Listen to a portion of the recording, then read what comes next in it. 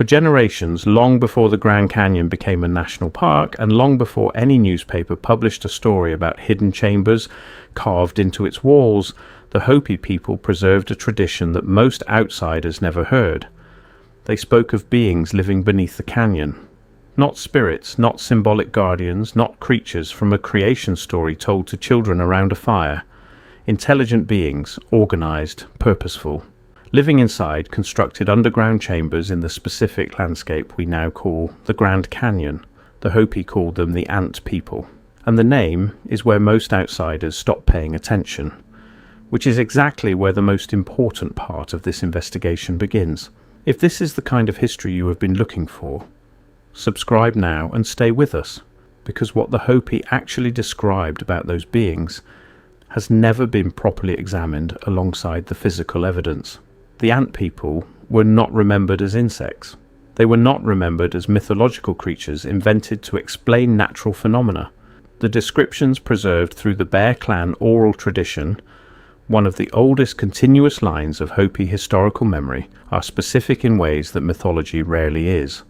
Taller than ordinary people, covered in hair, possessing knowledge of the underground world that the Hopi ancestors did not have when they first arrived beneath the earth. Living inside chambers that were organized, constructed and maintained, not natural caves stumbled upon by accident, but a system of underground spaces that functioned as shelter, as refuge, and as a repository of knowledge across multiple periods of catastrophe. That last detail is important. The Hopi tradition does not describe a single encounter with the Ant People. It describes a recurring relationship across at least two separate world-ending catastrophes in which the ancestors descended into the underground, were sheltered and protected by these beings, and then eventually emerged again into a new world above. The present world, according to the Hopi, is the fourth world. 3 worlds came before it. Each ended. Each time the survivors were guided underground. Each time the Ant People were already there. The emergence point, the place where the ancestors finally came up into the present world, is called the Sipapu. The Hopi do not treat this as a symbolic location. They identify it with geographic precision, near the confluence of the Little Colorado River and the main Colorado River, inside what is now the Grand Canyon, not near the canyon, not in the general region of northern Arizona, inside the canyon, at a specific geological junction, a real place that a person can travel to today. That geographic specificity was documented by anthropologists recording the tradition before 1909, which means it cannot have been influenced by the newspaper article that came later. The Hopi were not borrowing from a headline. The headline, when it arrived, was borrowing for it without knowing it from them. Now here is what makes this tradition impossible to set aside. The Bear Clan oral history identifies the underground world as a place of organized chambers, not a single cave or a natural hollow in the rock, but a network of constructed spaces with specific functions: storage, shelter, passage between locations.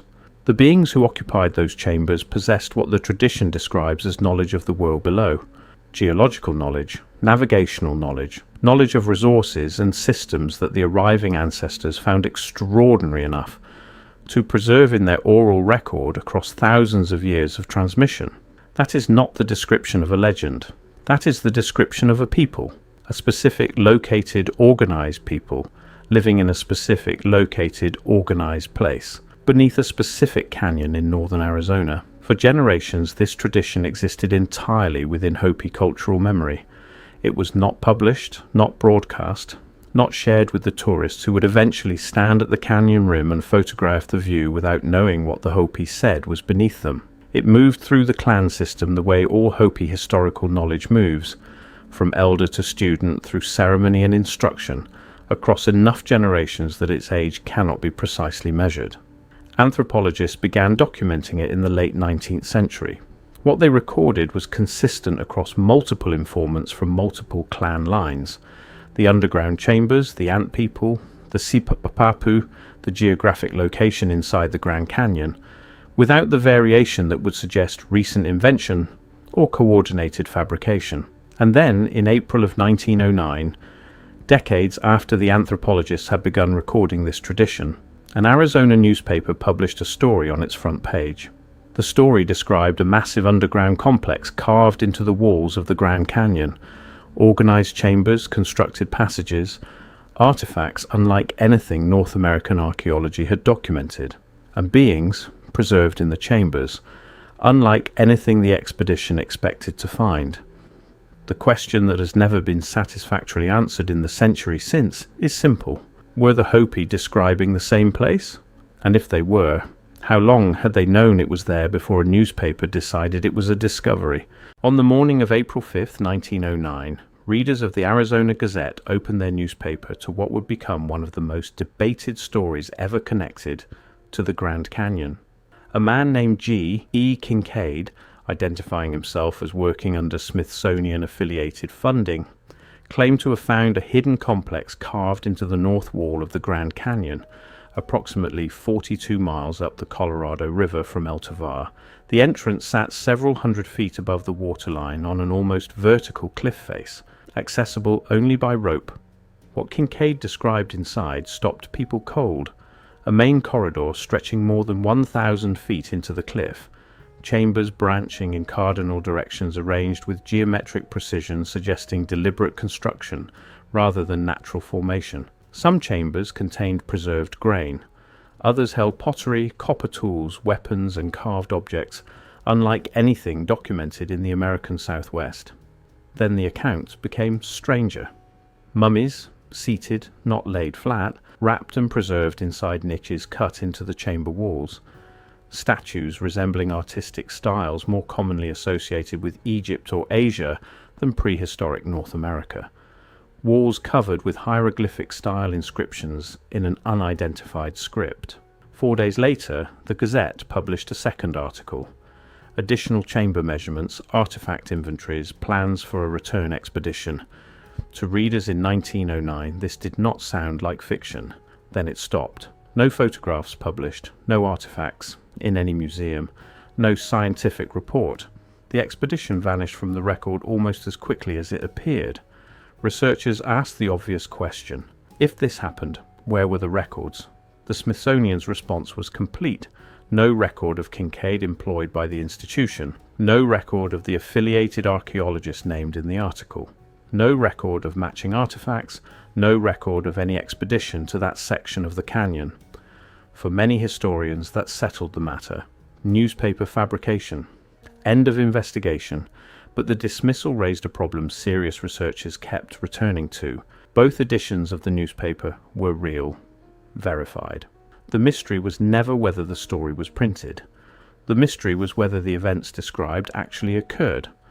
That distinction matters. During this period, legitimate archaeological discoveries were regularly announced through newspapers before formal scientific papers appeared. Appearing in print didn't prove a discovery, but neither did it automatically disprove one. Then researchers noticed a detail that reframed everything. 3 years before the article, in 1906, the Antiquities Act became law. It gave the federal government authority over significant archaeological discoveries on federal land. The Grand Canyon was already under federal protection in 1909. Any major discovery there would have fallen immediately under federal oversight. Managed, controlled, disclosed on institutional terms. Into that legal environment, a newspaper story describing a pre-contact underground complex of possible civilizational significance represented something specific, not a curiosity, a complication. The institutional incentive to deny rather than acknowledge was not conspiratorial. It was structural. Federal institutions in 1909 operated within a framework with one consistent priority: managing what the historical record said about pre-contact civilization in territories under federal jurisdiction. A discovery challenging that record was not academically inconvenient. It was legally threatening to a land management system still consolidating federal authority across the American Southwest. Decades later, researchers continued looking. Some found scattered references suggesting Kincaid may have existed in unrelated historical records. Others pointed to gaps in Smithsonian archival collections, though missing records result from ordinary causes across more than a century of institutional history. None confirmed the expedition. None confirmed the hoax interpretation either. What they confirmed was something simpler and more unsettling. The question had never been properly investigated, not disproven, not confirmed, simply placed in a category that discouraged further inquiry and left there for over a century while the cliff face described in the article remained completely unexamined. 42 miles up the Colorado from El Tovar. Still there, still unexamined. There is something about the Grand Canyon most visitors never consider. They stand at the rim, they photograph the view, they read the placards, and then they leave, without knowing that less than 10% of the canyon's terrain has ever been archaeologically surveyed in any systematic way. Not 50%, not 30%, 10. The Grand Canyon is 277 miles long, up to 18 miles wide, over a mile deep. Not a single open valley, a landscape of natural cave systems, hidden ledges, narrow passages, and rock formations, most of which have never been examined by anyone with archaeological training. The Red Wall limestone formation alone contains cave systems of significant scale, accessible only by extended river travel or technical rope climbing. The surveys conducted focused entirely on the rim and areas near established trails. The deep interior, the cliff formations on the north wall, the regions accessible only by river, surveyed sporadically, if at all, including the specific section described in the 1909 article. 42 miles up the Colorado from El Tovar, never formally examined in any publicly documented investigation. Every time serious archaeological work has been done inside the canyon, the results exceeded predictions. More sites than expected, older occupation than expected, wider geographic range of pre-contact activity than any previous survey anticipated. Agricultural terracing documented on canyon walls at elevations where no current model would predict farming. Settlement sites representing at least 3 distinct cultural traditions found in locations requiring significant effort to reach. Every survey expands what was thought possible, which raises one straightforward question. If every examination of accessible areas reveals more than expected, what would a systematic examination of the inaccessible areas reveal? Nobody has funded that question. Now the geological detail connecting directly to the 1909 account, the Red Wall limestone, or where natural cave development is most extensive in the Grand Canyon, sits at precisely the elevation described in the article, several hundred feet above the Colorado River, on cliff faces so vertical that access requires rope. The formation runs along both canyon walls for hundreds of miles, including the north wall, including the section approximately 42 miles from El Tovar. Cave formation in Red Wall limestone is not unusual. What is unusual is that this specific area has never been formally surveyed, despite being geologically among the most likely locations for significant cave development in the entire canyon. Now the convergence no institution has formally addressed. The Hopi describe organized underground chambers beneath the canyon, constructed, not natural caves, used by beings with knowledge the arriving ancestors did not have.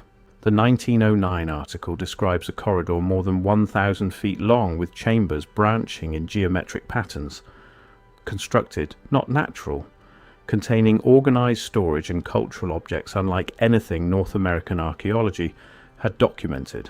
The Red Wall limestone places both descriptions at the same geological elevation on the same canyon wall, 3 sources pointing at the same location, one preserved in Hopi oral tradition across generations, one published in 1909, one sitting in the geological survey data of the canyon itself, never examined together by any institution with the authority to settle the question.